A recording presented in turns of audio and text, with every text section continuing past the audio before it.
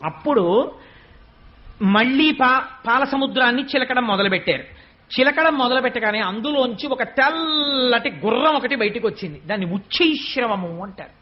ఈ ఉచ్చైశ్రవాన్ని చూడగానే ఇంద్రుడికి కించిత్ మమకారం పుట్టింది. గుర్రం చాలా బాగుంది అనుకున్నాడు. శ్రీమన్నారాయణుడు వెంటనే చూసి అన్నాడు, ఊరుకున్నాడు. చూశాడు కదా ఆయన చెప్పిన మాట వినాలని. బలిచక్రవర్తి అడిగాడు. దీనికి వెనకాతల రహస్యం ఏమిటో నేను చిట్ట చెప్తాను. ఆ 10 మాటలు చెప్తున్నాను ఇవాళ మీకు అనుమానం రాకుండా. ఆ ఉచ్చైశ్రవాన్ని బలిచక్రవర్తి అడిగాడు. రాక్షసులకి రాజు, నాకు కావాలని, నీకు ఇవ్వాలని నేను చూస్తున్నాను అనుకుని తీసుకోన్నాడు స్వామి.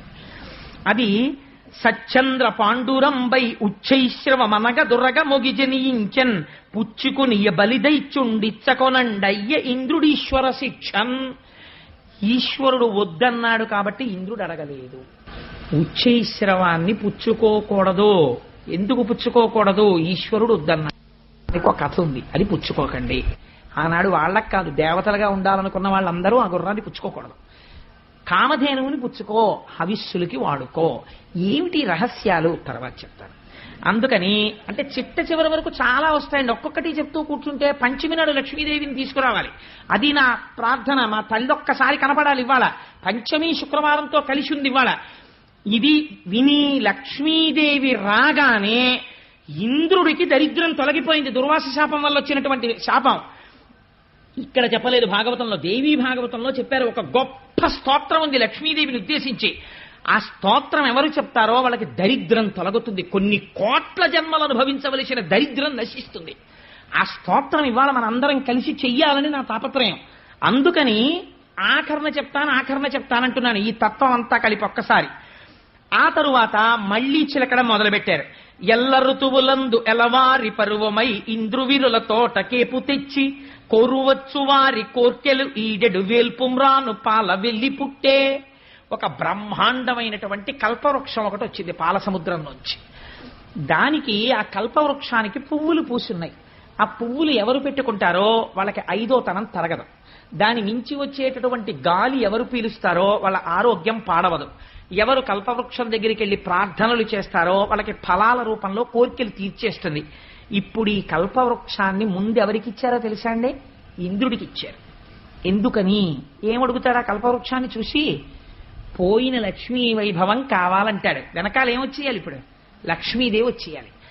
కానీ ఈ వచ్చేటటువంటి ఈ కల్పవృక్షానికి లక్ష్మీదేవికి మధ్యలో ఒకటి వస్తుంది. అది ఎంత చిత్రంగా వస్తుందో మీరు చూద్దురు గాని. ఆ కల్పవృక్షాన్ని దేవేంద్రుడికి ఇచ్చారు. ఆయన తీసుకున్నారు. తరువాత క్రొక్కారు మెరుగుమేనుల క్రిక్కిరిసిన చన్ను గవలు గ్రిక్కిన నడుముల్ పిక్కటిలి ఉన్నతు రుములు చక్కని చూపులును దివిజ సతులకు ఒప్పెన్. పెద్ద కేశపాశాలు, అపారమైనటువంటి సౌందర్యమూర్తులు, అంతటి అందంతో అప్సరసలు పుట్టారు ఆ పాలసముద్రంలోంచి. ఆ అప్సరసలు దేవకాంతలై దేవనర్తకీమణులై ఉండిపోయారు. అలాగా సరే, వాళ్ళు అలా ఉన్నారు. ఉన్న తర్వాత పాల సముద్రాన్ని ఇంకా చిలకడం మొదలుపెట్టారు. ఇప్పుడు ఇంద్రుడి దరిద్రం తీరాలి. ఇంద్రుడి దరిద్రం కాదు, లక్ష్మీదేవి యొక్క ఆవిర్భావం జరగబోతోంది. అమ్మవారు క్షీరసాగర మదనంలో పుట్టినప్పుడు ఒక గమ్మత్తు చేసింది. శుక్రవారం పంచమి నాడు పుట్టింది. ఇప్పటికీ పద్మావతి అమ్మవారు కూడా శుక్రవారం పంచమి. అందుకే అమ్మవారికి ఈ మాసాలలోనే ఫిబ్రవరి మార్చిల్లోనే పాల్గొన మాసంలో ఒక గమ్మత్తు చేస్తారు. పద్మావతి తిరుచానూరులో ఏమిటో తెలుసా అండి? సుమంగళి పూజ అని ఒక పూజ ఉంది. పసుపు కుంకాలున్న ఆడవాళ్ళందరూ ఆ రోజున పసుపు తాళ్ళు, నల్లపూసలు, గాజులు, పువ్వులు, పసుపు, కుంకం పట్టుకెళ్ళి అమ్మవారికి ఇస్తారు. 5వ తనం ఉన్న ఆడవాళ్ళందరికీ దానికి ట్రస్ట్లు ఉన్నాయి. పెద్ద పెద్ద కళ్యాణ మంటపాల్లో భోజనం పెడతారు. వాళ్ళందరితో కలిసి లక్ష్మీదేవి వచ్చి కూర్చుని భోజనం చేస్తుంది. ఇప్పటికీ ప్రతి ఏడాది ఇప్పటికీ మనకి తిరుచానూరులో జరుగుతుంటుంది ఉత్సవం. అందుచేతనే అమ్మవారి ఆవిర్భావం జరిగి రేపు కళ్యాణం జరిగిన తర్వాత కాకినాడ పట్టణంలో ఉన్న సువాసినులందరూ కొన్ని కోట్ల జన్మలు అలా పసుపు కుంకాలతో ఐశ్వర్యంతో ఉండి కుటుంబాలని రక్షించుకుని వాళ్ళు ధర్మ మార్గంలో భర్తలు ప్రవర్తించేటట్టు చూడాలనే లక్ష్మీ పూజ ఆదివారం పెట్టుకున్నాం. ఇప్పుడు మళ్ళీ పాల సముద్రాన్ని చిలికారు. తొలుకారు మెరుగుకై వడ్డి తల్లతల్లమని నేను మెర్రయ్య ధగధగమనుచున్ కలుముల నీడెడు చూపుల చెలువంబుల మొదలి టెంకి సిరి పుట్టెన్రుపా. అపాసటి కాంతితో తెల్లటి వస్త్రాలు కట్టుకుని పద్మాననే పద్మభూరు పద్మాక్షి పద్మ సంభవే అని ఆ పాల సముద్రంలోంచి నల్లని కన్నులతో సొగసైన చూపులు ఇలా మాతృవాత్సల్యంతో అందరి వంక చూస్తూ లక్ష్మీదేవి పాల సముద్రంలోంచి ఆవిర్భవించింది. అమ్మవారి చూపులు ఎంత దిశల వరకు పడ్డాయో అంతవరకు దరిద్రములన్నీ తొలగిపోయి అందరూ ఆనందమును పొందారు. లక్ష్మీదేవి జన్మించింది. ఆనాడు పాలసముద్రం దగ్గర ఉత్సవం జరిగినట్టు జరుగుతోంది. నేను ఇక్కడ నమ్మి ఒక మాట చెప్తున్నాను. ఇవాళ ఈ ఘట్టాన్ని ఎవరు విన్నారో వాళ్ళకి కొన్ని కోట్ల జన్మలు తరమవలసిన దరిద్రం నశించిపోయింది. ఇది పరమ యథార్థం. అందుకని ఆ తల్లి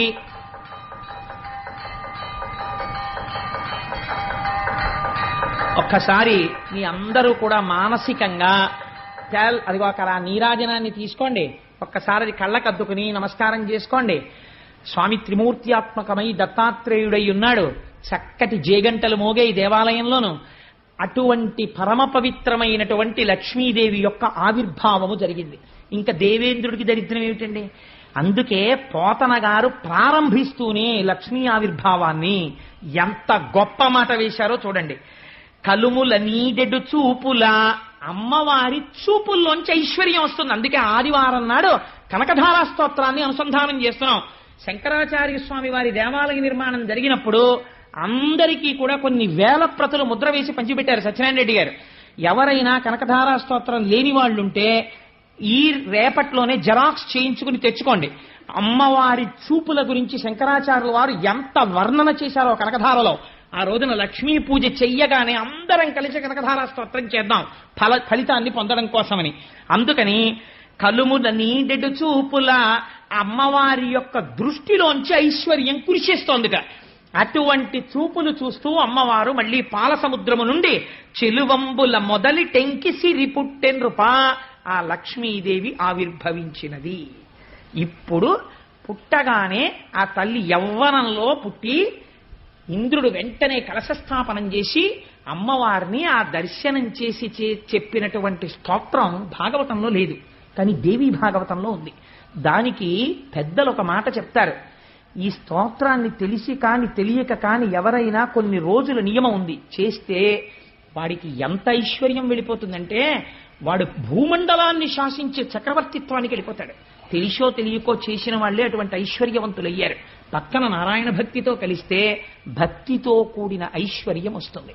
సరే, అందుచేత అటువంటి తల్లి ఆవిర్భావాన్ని ఇవాళ మనం అందరం మనస్సులో దర్శనం చేసి తెల్లటి చీర కట్టుకుని పచ్చటి ముఖంతో బంగారు రంగుతో మెరిసిపోతూ నల్లటి జుత్తుతో కబరీబంధం నిండా చెంగల్వ పూలు, ఆ తర్వాత చక్కటి సంపంగి పూలు, మల్లెపూలు, జాజి పూలు అలంకారం చేసుకుని మెడ నిండా హారాలు వేసుకుని ఇలా చేతితో ఐశ్వర్యాన్ని కురిపిస్తూ వరదముద్ర పట్టి నీ కోరికలు తీరుస్తాను సుమా అని అందరికీ అభయం ఇస్తూ రెండు పాదములు ఇలా కలిపి పద్మాసనం వేసుకుని అయ్యో బిడ్డలందరూ నా పాదాలు చూడాలనుకుంటున్నారని మన కోసమని అమ్మవారు తన కుడి పాదాన్ని కిందికి చాపి ఆ పచ్చటి పాదం, ఎర్రటి వేళ్లు, తెల్లటి గోళ్లు, దానికి అలంకారం చేయబడిన పసుపు, చుట్టూ ఉన్న లత్తుక, అమ్మ పాదాల మీద పూజ చేయబడిన పువ్వులు,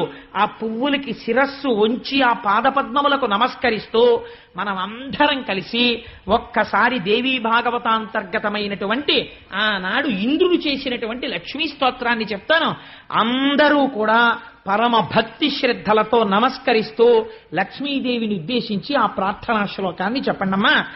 నమః కమలవాసిన్యై నారాయణ్యై నమో నమః కృష్ణప్రియాయై సతతం. నీటిలో ఉండేటటువంటి కప్పలు పాలసముద్రంలోంచి పైకి లేచాయి అన్నారు క్షీరసాగర మథనంలో. ఇందాక చెప్పాను కదా, అందుకని ఇవాళ కప్ప రూపంలో వచ్చి శ్రీమన్నారాయణుడు వేదిక ముందుకొచ్చి మరీ దర్శనమిస్తున్నాడు. చూడండి, క్షీరసాగర మథనం అవగానే నాకైతే ఆయన నోరు ఇలా ఇలా ఇలా ఇలా అనడంలో ఆదికూర్మం ఆ రోజున ఇలాగే కూర్చుంది సుమా అని చెప్పడానికి వచ్చాడా అన్నట్టుగా మహానుభావుడు ఇవాళ నారాయణుడే వచ్చాడు. అమ్మవారి స్తోత్రం చేసేటప్పటికీ ఒరే నేను మీ అందరికీ ప్రత్యక్ష దర్శనమిస్తున్నాను, క్యాంప్ చేశాడన్నావు కదా, ఇదిగో మీకు దర్శనమిస్తున్నానని కనబడ్డాడు. కానీ ఉపన్యాసం అయిన తర్వాత ఆయన మీద పడిపోయి నమస్కారాలు చేసేయకండి, ఆయనకి ఇబ్బందిగా ఉంటుంది. చల్లని వాడు కదా, మీకు చెప్పాను కదా, ఎన్ని కష్టాలున్నవాడు ఆయన్ని పుట్టుకుంటే చల్లగా ఉంటుందని. కప్ప చల్లగా ఉంటుందండి. కప్ప రూపంలో వచ్చాడు, నీళ్లలో ఉండగలడు, భూమి మీద ఉండగలడు, ఉభయచరంగా వచ్చాడు. నా స్వామి దర్శనంగానే నేను భావించి నమస్కరిస్తూ నమఃకమలవాసిన్యై నారాయణ్యై నమో నమః కృష్ణ ప్రియాయై సతతం మహాలక్ష్మీ నమో నమః పద్మపత్రేక్షణాయై చ పద్మాస్యాయై నమో నమః పద్మాసనాయై పద్మిన్యై వైష్ణవ్యై చ నమో నమః సర్వసంపత్స్వరూపిణ్యై సర్వాధారాయై నమో నమః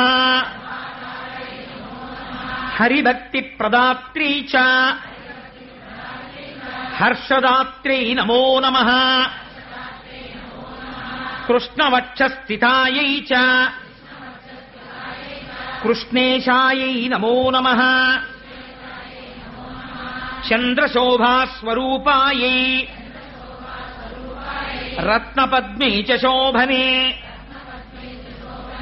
సంపత్వధిష్టాతృదేవ్యై సంపత్వధిష్టాతృదేవ్యై అంటే సంపత్తికి అధిష్టానమైనటువంటి దేవత, ఐశ్వర్యమునివ్వగలిగినది. సంపత్ అధిష్టాతృదేవ్యై మహాదేవ్యై నమో నమః నమో బుద్ధిస్వరూపాయై బుద్ధిదాయ్యై నమో నమః యథా మాతస్తనాంధానాం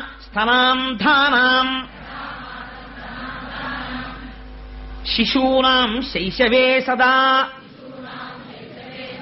అంటే ఎంత గొప్ప స్తోత్రమో చూడండి, ఎలా పూర్తి చేస్తున్నారో. యథా మాతా స్తనాంధానాం శిశూనాం శైశవే సదా అంటే పిల్లవాడు శిశువుగా ఉన్నప్పుడు ఆ శిశువుగా ఉన్న బిడ్డన్ని బ్రతికించగలిగిన శక్తి ప్రపంచమునందు అమ్మ పాలు తప్ప వేరొకటి లేదు. ఈ లోకమునందు నేను సుఖశాంతులతో ఉండడానికి ఐశ్వర్యము తప్ప వేరొక దిక్కు లేదు. అందుకని ఐశ్వర్యము ఉండవలసినదే, ప్రయత్నపూర్వకంగా నిరసించకూడదు, తృప్తి ఉండాలి. అందుకని అమ్మా ఆనాడు బిడ్డడైనందుకు వాత్సల్యముతో అమ్మ పాలిచ్చి బ్రతికించినట్టు సమస్త లోకములకు తల్లివైన నువ్వు కూడా దయతో మాకు ఐశ్వర్యమునిచ్చి కాపాడు. ఎంత గొప్ప మాటతో పూర్తి చేశాడో చూడండి ఇంద్రుడు. యథా మాతా స్తనాంధానాం శిశూనాం శైశవే సదా తథా త్వం సర్వదా మాతా సర్వేషాం సర్వరూపతః. అలా అమ్మా మమ్మల్ని అందరినీ నువ్వు కాపాడి రక్షించు. అమ్మ స్తోత్రంలో ఒక గమ్మత్తుంది, మీరు గమనించారో లేదో. ఆ తల్లి ఏమి చెయ్యగలదో అంటే నారాయణ్యై నమో నమః అటువంటి తల్లి మనకి హరిభక్తి ప్రదాత్రై చ హర్షదాత్రై నమో నమః విష్ణు భక్తిని ఆవిడే ఇచ్చి ఆనందమును కల్పిస్తుంది. అందుకని ఇప్పుడు లక్ష్మి సంతోషించాలంటే మనం మళ్ళీ 11 మార్లు ఏవి చెప్పాలి? స్వామి నామం చెప్పాలి కదా. అందుకని అవి కూడా చెప్పేసి వెళ్ళిపోదాము, మనకి పెద్ద కష్టం ఏంటి, పొంగిపోయి చెప్పేస్తాం మనం కదా. అందుకని మీరేమనాలి? గోవింద గోవింద హరి గోవింద అనాలి. అందుకని అనండి, నిఖిల లోకేశ గోవింద ఇహ పరదాయక గోవింద పరమదయాళో గోవింద గోవింద హరి గోవింద గోకుల నందన గోవింద తిరుమలవాస గోవింద గోవింద హరి గోవింద గోకుల నందన గోవింద శ్రీనివాస శ్రీ గోవింద గోవింద హరి గోవింద గోకుల నందన గోవింద శ్రీ వెంకటేశ గోవింద గోవింద హరి గోవింద గోకుల నందన గోవింద ఆనందరూప గోవింద గోవింద హరి గోవింద గోకుల నందన గోవింద కష్ట నివారణ గోవింద గోవింద హరి గోవింద గోకుల నందన గోవింద శిష్ట పరిపాలక గోవింద గోవింద హరి గోవింద గోకుల నందన గోవింద దురిత నివారణ గోవింద గోవింద హరి గోవింద గోకుల నందన గోవింద పాప విమోచన గోవింద గోవింద హరి గోవింద గోకుల నందన గోవింద పుండరీకాక్ష గోవింద గోవింద హరి గోవింద గోకుల నందన గోవింద వజ్రమకుటధర గోవింద గోవింద హరి గోవింద గోకుల నందన గోవింద గోవర్ధనోద్ధార గోవింద గోవింద హరి గోవింద గోకుల నందన గోవింద లక్ష్మీవల్లభ గోవింద గోవింద హరి గోవింద గోకుల నందన గోవింద మా రేపటి రోజు శనివారం, రేపటి రోజు కోసమే రిజర్వ్ చేశాను. అసలు ఆర్తిపడి రేపు లక్ష్మీ కళ్యాణం. అమ్మవారు శ్రీమన్నారాయణుణ్ణి రేపు కళ్యాణం చేసుకుంటుంది. కమనీయమైనటువంటి ఘట్టం. రేపటి రోజున దాన్ని విజ్ఞాపన చేసేటటువంటి అదృష్టాన్ని స్వామి నాకు కటాక్షించుగాక. సర్వం Shri Umamaheshwara పరబ్రహ్మార్పణమస్తు. If you like this video, hit the like button. For more videos, subscribe to our channel. If you have learned anything from this video, comment down below. Subscribe.